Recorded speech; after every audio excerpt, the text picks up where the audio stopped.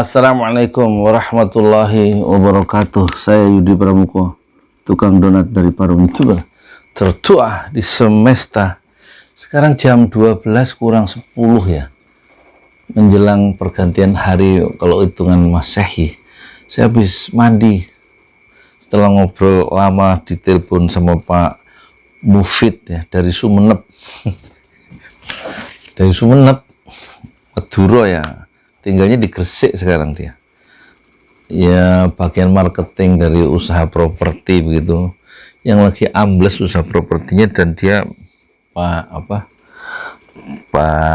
siapa itu, Pak Mufid itu ingin supaya saya bahas tentang itu loh, online itu, yang kata dia sih dengan anak-anak belajar lewat daring itu di rumah, tapi dapat tugas-tugas lewat WA atau lewat online, itu bikin pembodohan massal itu sekatanya itu. Pokoknya dia cemas dengan sistem pendidikan sekarang yang orang itu berbulan-bulan di di sekolah ya, enggak di sekolah, di rumah belajar, nggak ketemu guru, padahal guru itu kan satu tokoh yang penting katanya di sekolah itu, di institusi pendidikan, untuk dijadikan teladan oleh murid-muridnya. Nah kalau cuma sekolah lewat online katanya buat apa? Terjadi pembodohan. Saya suruh bahas itu juga, disangka itu saya siapa, menteri pendidikan bukan itu. Ngomong lama. Terus karena saya juga ngantuk, saya mandi barusan, mandi itu. Wajah saya moga mau percaya, tapi kelihatannya enggak ya. Jadi Pak Mufid, saya mau nyoba ya ngomong soal itu. Jadi waktu telepon masuk dari Pak Mufid itu yang umur 35, semangat ngomongnya itu, suaranya cukup jelas, cocok untuk jadi YouTuber itu Pak Mufid itu. Masuk jadi YouTuber aja Pak. Suara dalam dunia YouTube kan yang penting bukan wajah ya, tapi suara ya. Jangan ragu-ragu, jangan jaim Pak, jangan jaga image, jangan merasa harus kelihatan pinter gitu di depan kamera. Jadi orang biasa aja, saya aja jadi tukang donat ya nggak apa-apa, yang penting keluarkan ide-ide yang sederhana. Nah soal daring itu sebenarnya yang cocok, yang bahas tuh Gus Nur sebenarnya. Gus Nur yang punya perusahaan GN13, punya pesantren Karomah 13 di Palu itu, dan juga mau bikin pesantren cabangnya di Tanah Besuki yang ditolak oleh sebagian tokoh masyarakat di sana. Itu cocok sebenarnya Gus Nur itu, yang pesantrennya ditolak kemarin. Berjuang terus Gus. Itu cocok kalau bicara soal pendidikan, karena dia memang praktisi mengelola pendidikan dan mengerti bagaimana cara membangun satu generasi baru lewat pesantren tahfiz Quran misalnya. Harusnya Gus Nur ini, bukan saya, tapi saya nyoba ya Pak ya ngomong gini. Satu hari ada orang tua, saya kan juga ngajarin ngaji itu 10 orang anak, 11 lah anak-anak remaja, Iqra 4, Iqra 6, ada yang udah Quran, ya ada yang ya begitulah, karena saya nggak punya ilmu, yang ngajinya sekedarnya aja gitu. Satu hari orang tua santri, bukan santri pesantren Jolali, orang tua lah di kampung itu datang ke saya Pak Mufid datang.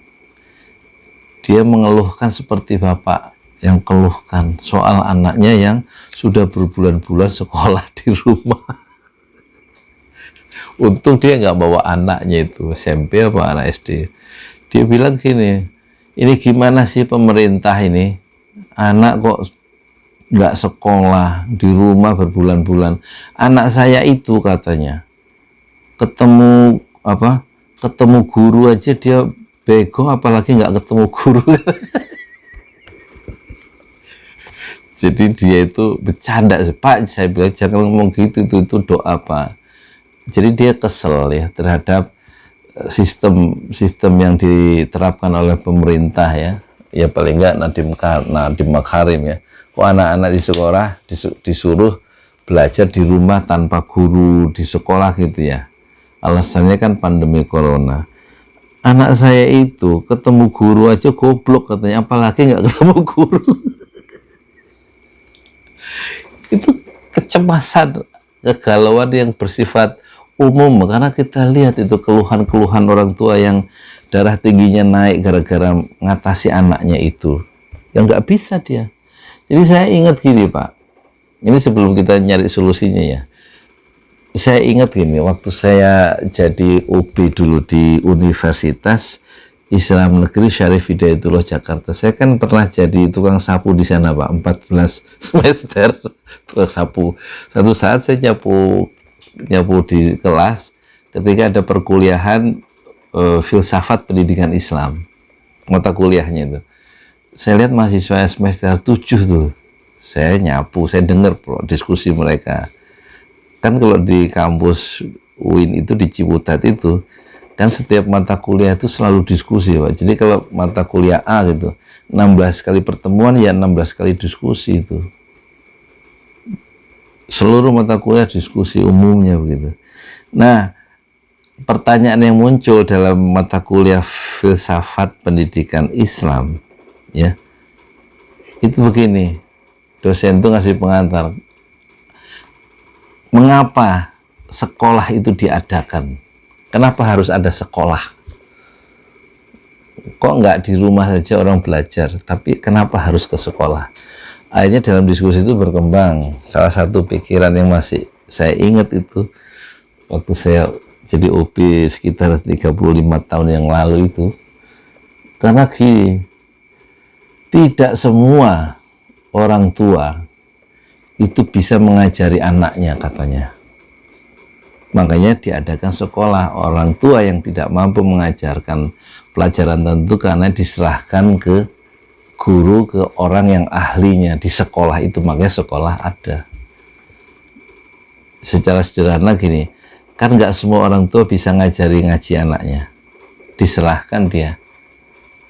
Anaknya itu diajar oleh guru yang pintar ngaji di sekolah.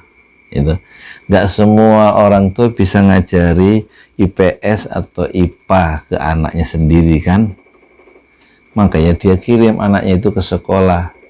Di sekolah diajari sama guru yang ngerti, ahli tentang IPS dan IPA, karena orang tua sendiri nggak mampu ngajari anaknya di bidang pelajaran tertentu. Orang tua nggak bisa ngajari anaknya bahasa Indonesia meskipun dia orang Indonesia, makanya diserahkan ke sekolah yang ada guru pandai ngajari anaknya itu bahasa Indonesia. Jadi sekolah itu didesain, dibikin, diadakan ya memang untuk membantu meringankan beban orang tua dan membuat anak itu potensi-potensinya itu berkembang ya secara optimum ya, di tangan ahlinya. Itu adanya sekolah. Itu situasi sekarang yang berbulan-bulan, 3-4 bulan ini orang sekolah di rumah, itu mengingatkan saya pernah dengar diskusi itu waktu saya jadi tukang sapu di kampus UIN Syarif Hidayatullah di Jakarta, di Ciputat itu. Jadi memang ada problem ini, harus cepat diselesaikan ya kan. Kalau semua sekarang sekolah di rumah, alasannya takut terjadi penyebaran virus corona 19 itu, ya yang dirugikan semua. Betul kata Pak itu, siapa itu, Pak Mufid yang dari Sumeneb itu, memang terjadi pembodohan itu Pak, secara massal, serentak. Anak-anak itu jadi bodoh bukannya pinter, karena yang pertama dia kehilangan teladan. Ya mungkin orang tuanya nggak bisa dijadikan teladan. Mungkin dia punya teladan guru di sekolah, lah gurunya nggak ada sekarang, ya kan. Terus dikasih beban, ya nggak. Terus dia dimarahi sama orang tuanya yang kesal, karena orang tuanya jadi naik darah tingginya gara-gara mendapat beban tambahan dari sekolah untuk menyelesaikan tugas-tugas anaknya. Kan nggak semua anak itu juga bisa belajar mandiri kan, dibimbing sama emaknya, tumaknya. Terus orang tua suaminya itu pendapatannya turun, income-nya, jadi dia duitnya itu kurang, duit dapurnya ya, itu dapat beban dari sekolah untuk menyelesaikan tugas anak-anaknya. Itu orang tua kita yang perempuan-perempuan tuh, emak-emak itu bisa stres itu ya. uang dapurnya kurang, uang SPP harus bayar full gitu ya. Terus anaknya juga nggak dapat pelayanan yang baik karena dilepaskan dari ahlinya, guru-guru di sekolah itu. Jadi memang ini satu keadaan yang harus segera diakhiri tuh Pak Mufid ya. Caranya sebenarnya sudah ditawarkan oleh masyarakat, itu caranya, bukan dari saya. Caranya itu kan mal-mal sudah dibuka, pasar-pasar sudah dibuka, menjaga jarak, distancing, terus pakai masker gitu ya. Terus dia bilang, ibu-ibu yang viral itu kan bilang, kenapa itu mal-mal dibuka? Pulang dari mal kan tinggal mandi aja selesai. Nggak ada masalah tuh, nggak mati karena corona itu.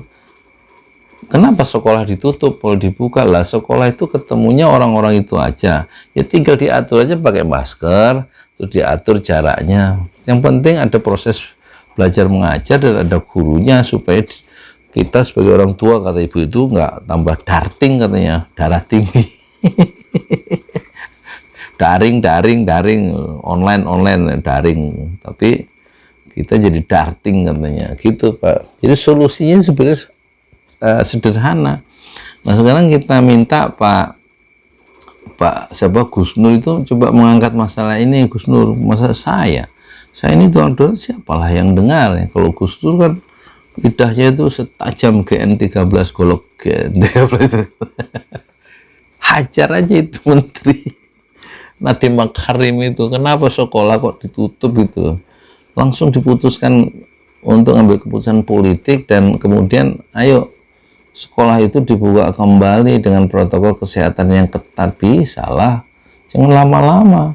Waktu saya tanya orang-orang kampung di sini kapan sekolah, ada yang jawab nggak tahu, terus ada yang bilang akhir tahun Pak, jadi maksudnya Januari 2021 baru tahun ajaran baru, jadi akhir tahun katanya.